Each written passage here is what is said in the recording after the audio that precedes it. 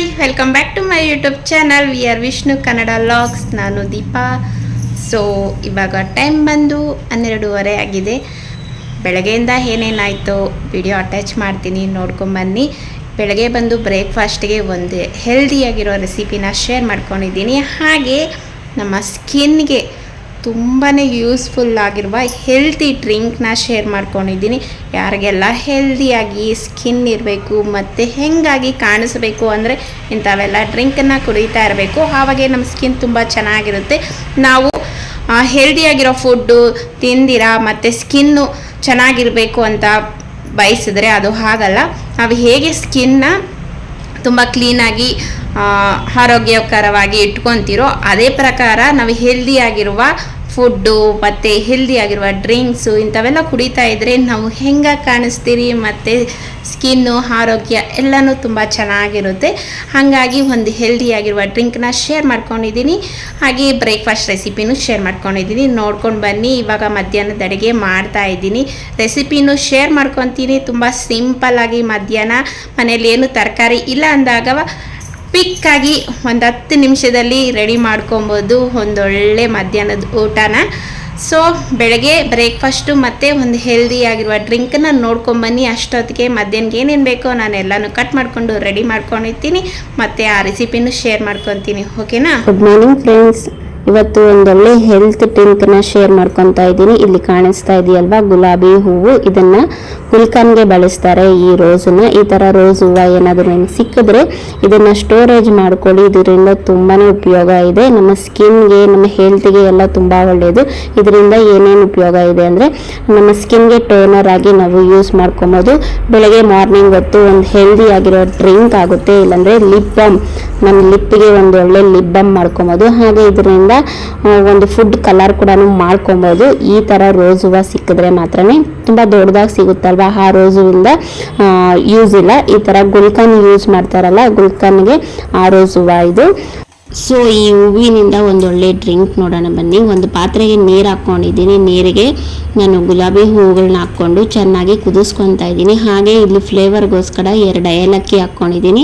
Colour change ಆಗೋ ಗಂಟ ಚೆನ್ನಾಗಿ ಕುದಿಸ್ಕೊಬೇಕು. ಇಲ್ಲಿ ನೋಡ್ತಾ ಇದ್ದೀರಲ್ವಾ, ಹೂವು ಎಲ್ಲ ಫುಲ್ ಕಲರ್ ಚೇಂಜ್ ಆಗಿದೆ. ಅಲ್ಲಿ ಗಂಟ ಚೆನ್ನಾಗಿ ಕುದಿಸ್ಕೊಂಡು ಇವಾಗ ನಾವು ಕುಡಿಯೋದಕ್ಕೆ ಇದು ರೆಡಿ ಆಗುತ್ತೆ. ಬೆಳಗ್ಗೆ ಖಾಲಿ ಹೊಟ್ಟೆಯಲ್ಲಿ ಇದನ್ನು ಕುಡಿತಾ ಬಂದರೆ ನಮ್ಮ ಸ್ಕಿನ್ ತುಂಬಾ ಚೆನ್ನಾಗಿರುತ್ತೆ ಮತ್ತು ನಾವು ತುಂಬ ಹೆಂಗಾಗಿ ಕಾಣಿಸ್ತೀವಿ. ಪ್ರತಿದಿನ ಆದ್ರೂ ಇದನ್ನು ಕುಡಿಬೋದು. ಇಲ್ಲಾಂದರೆ ವಾರಕ್ಕೆ 3 ಸತಿ 2 ಸತಿ ಕುಡಿತಾ ಬಂದರೆ ನಮ್ಮ ಸ್ಕಿನ್ನಲ್ಲಿ ತುಂಬಾ ಚೇಂಜಸ್ ನೋಡ್ಬೋದು. ಖಂಡಿತ ಈ ಥರ ಹೂವು ಏನಾದರೂ ಸಿಕ್ಕಿದ್ರೆ ನೀವು ಈ ಥರ ಟ್ರೈ ಮಾಡಿ ನೋಡಿ, ನಿಮಗೆ ರಿಸಲ್ಟ್ ಸಿಗುತ್ತೆ. ಸೊ ಈ ಹೂವಿನಿಂದ ಮತ್ತೆ ನಾವು ಸ್ಕಿನ್ಗೆ ಒಂದೊಳ್ಳೆ ಟೋನರ್ ಮಾಡ್ಕೊಬೋದು. ಹಾಗೆ ಲಿಪ್ ಬಾಮ್ ಮಾಡ್ಕೊಬೋದು ಮತ್ತು ಫುಡ್ ಕಲರ್ ಮಾಡ್ಕೊಬೋದು. ಇದರಿಂದ ತುಂಬಾ ಉಪಯೋಗಗಳಿದೆ. ಹೂವು ಏನಾದರೂ ಸಿಕ್ಕಿದ್ರೆ ಖಂಡಿತ ಸ್ಟೋರೇಜ್ ಮಾಡಿ ಇಟ್ಕೊಳ್ಳಿ. ಸೊ ಇವಾಗ ಬ್ರೇಕ್ಫಾಸ್ಟ್ ರೆಸಿಪಿ ನೋಡೋಣ ಬನ್ನಿ. ಒಂದು ಕುಕ್ಕರಿಗೆ ಎಣ್ಣೆ ಹಾಕ್ಕೊತಾ ಇದ್ದೀನಿ. ಎಣ್ಣೆ ಬಿಸಿ ಆದಮೇಲೆ ಮಸಾಲ ಐಟಮ್ ಬರುತ್ತಲ್ವ, ಚಕ್ಕೆ, ಲವಂಗ, ಜಾಪತ್ರೆ, ಅನಾನಸು, ಪಲಾವ್ ಎಲೆ, ಜೀರಿಗೆ ಇವೆಲ್ಲ ಹಾಕ್ಕೊಂಡು ಇದು ಚೆನ್ನಾಗಿ ಫ್ರೈ ಆದಮೇಲೆ ಹಸಿಮೆಣ್ಸಿನ್ಕಾಯಿ ಹಾಕ್ಕೊಂಡಿದ್ದೀನಿ. ಹಸಿಮೆಣ್ಸಿನ್ಕಾಯಿ ಫ್ರೈ ಆದಮೇಲೆ ಈರುಳ್ಳಿ ಹಾಕ್ಕೊಂಡು ಒಂದೊಳ್ಳೆ ಮಿಕ್ಸ್ ಕೊಟ್ಟು 1-2 ನಿಮಿಷ ಚೆನ್ನಾಗಿ ಫ್ರೈ ಮಾಡ್ಕೊಳ್ಳೋಣ. ಈರುಳ್ಳಿ ಚೆನ್ನಾಗಿ ಫ್ರೈ ಆಗಿದೆ ಅಂದಮೇಲೆ ಇಲ್ಲಿ ಪುದೀನ 1 ಕಪ್ ಹಾಕ್ಕೊತಾ ಇದ್ದೀನಿ. ಇವತ್ತು ರೆಸಿಪಿ ಬಂದು ಪುದೀನ ಪಲಾವ್ ಮಾಡ್ಕೊತಾ ಇರೋದು. ಪುದೀನ ಸೊಪ್ಪು ಹಾಕ್ಕೊಂಡು ಚೆನ್ನಾಗಿ ಫ್ರೈ ಆದಮೇಲೆ ಒಂದು ಟೊಮೊಟೊನ ಸಣ್ಣದಾಗಿ ಕಟ್ ಮಾಡ್ಕೊಂಡು ಆ್ಯಡ್ ಮಾಡ್ಕೊತಾ ಇದ್ದೀನಿ. ಇದಕ್ಕೆ ಸ್ವಲ್ಪ ಉಪ್ಪು ಹಾಕ್ಕೊಂಡು ಟೊಮೊಟೊ ಸಾಫ್ಟ್ ಆಗೋ ಗಂಟ ಚೆನ್ನಾಗಿ ಫ್ರೈ ಮಾಡ್ಕೊಳ್ಳೋಣ. ಸೊ ಇಲ್ಲಿ ಶುಂಠಿ ಬೆಳ್ಳುಳ್ಳಿ ಪೇಸ್ಟ್ ಹಾಕ್ಕೊತಾ ಇದ್ದೀನಿ. ಹಸಿ ವಾಸನೆ ಹೋಗೋ ಗಂಟ ಚೆನ್ನಾಗಿ ಫ್ರೈ ಮಾಡ್ಕೊಂಡಿದ್ದಾದಮೇಲೆ ಇಲ್ಲೊಂದು ಸ್ವಲ್ಪ ಮೊಸರು ಹಾಕ್ಕೊತಾ ಇದ್ದೀನಿ.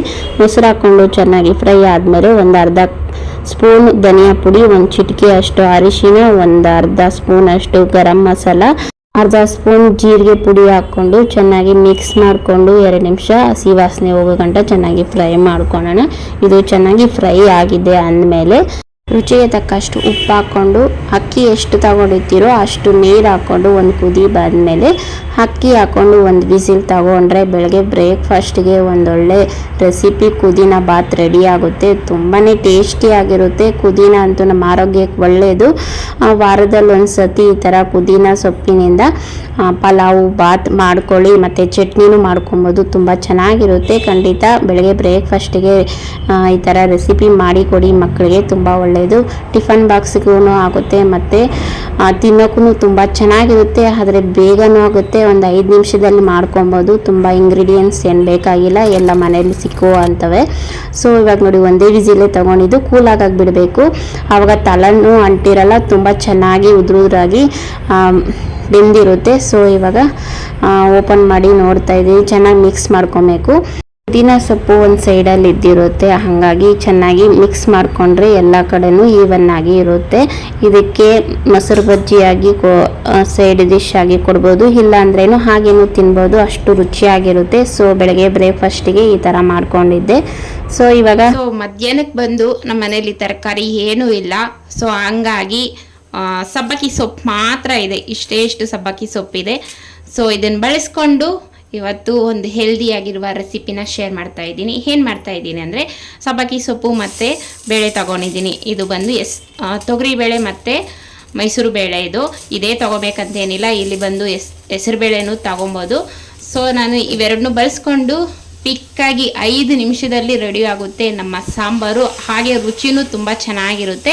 ಹೇಗೆ ಮಾಡೋದು ಇವಾಗ ಏನು ಮಾಡಿದ್ದೀನಿ ಅಂದರೆ ಬೇಳೆನ ತೊಳ್ಕೊಂಡಿದ್ದೀನಿ, ಸಬ್ಬಕ್ಕಿ ಸೊಪ್ಪನ್ನ ಸಣ್ಣದಾಗಿ ಕಟ್ ಮಾಡ್ಕೊಂಡಿದ್ದೀನಿ. ಹಾಗೆ ಇಲ್ಲಿ ಬಂದು ನೋಡಿ ಅರಿಶಿನ ತಗೊಂಡಿದ್ದೀನಿ, ಉಪ್ಪು ಹಾಕ್ಕೊಂಡಿದ್ದೀನಿ, ಹಾಗೆ 1 ಸ್ಪೂನ್ ಎಣ್ಣೆ ಹಾಕ್ಕೊಂಡು ಇವಾಗ ಇದಕ್ಕೆ ನೀರು ಹಾಕಿ 1-2 ಚೊಂಬು ನೀರು ಹಾಕ್ಕೊಂಡು ಇದನ್ನು ಒಂದು ವಿಸಿಲ್ ತಗೊಳ್ಳೋಣ.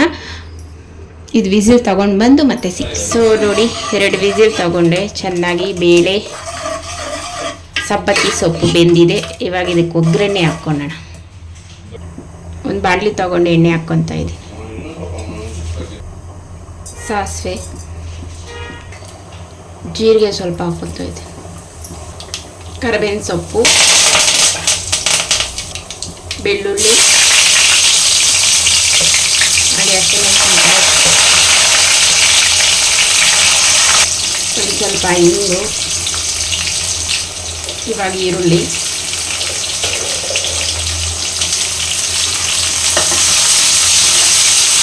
ಎಲ್ಲ ಚೆನ್ನಾಗಿ ಫ್ರೈ ಮಾಡ್ಕೊಂಡು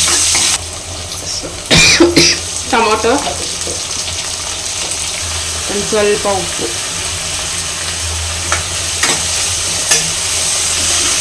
ಚೆನ್ನಾಗಿ ಫ್ರೈ ಮಾಡ್ಕೊಳ.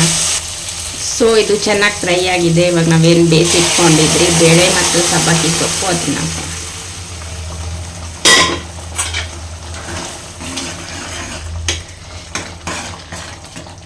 ನಿಮಗೆ ಸಾರು ಅದಕ್ಕೆ ಬೇಕು ಅದಕ್ಕೆ ನೀರು ಹಾಕ್ಕೊಂಡು ಮಾಡ್ಕೊಳ್ಳಿ. ಒಂದು ಸ್ವಲ್ಪ ಜೀರಿಗೆ ಪುಡಿ ಹಾಕ್ಕೊತಾ ಇದ್ದೀನಿ, ಒಂದು ಸ್ವಲ್ಪ ಧನಿಯಾ ಪುಡಿ, ರುಚಿಗೆ ತಕ್ಕಷ್ಟು ಉಪ್ಪು. ಚೆನ್ನಾಗಿ ಮಿಕ್ಸ್ ಮಾಡ್ಕೊಳ್ಳೋಣ. 1-2 ನಿಮಿಷ ಚೆನ್ನಾಗಿ ಫ್ರೈ ಮಾಡಿಕೊಂಡ್ರೆ ಒಂದೊಳ್ಳೆ ಟೇಸ್ಟಿಯಾಗಿರುವ ಸಾಂಬಾರು ರೆಡಿ ಆಗುತ್ತೆ. ತುಂಬ ಸಿಂಪಲ್ಲು, 5 ನಿಮಿಷದಲ್ಲಿ ಮಾಡ್ಕೊಬೋದು. ಖಂಡಿತ ನೀವು ಒಂದ್ಸತಿ ಟ್ರೈ ಮಾಡಿ, ಓಕೆನಾ?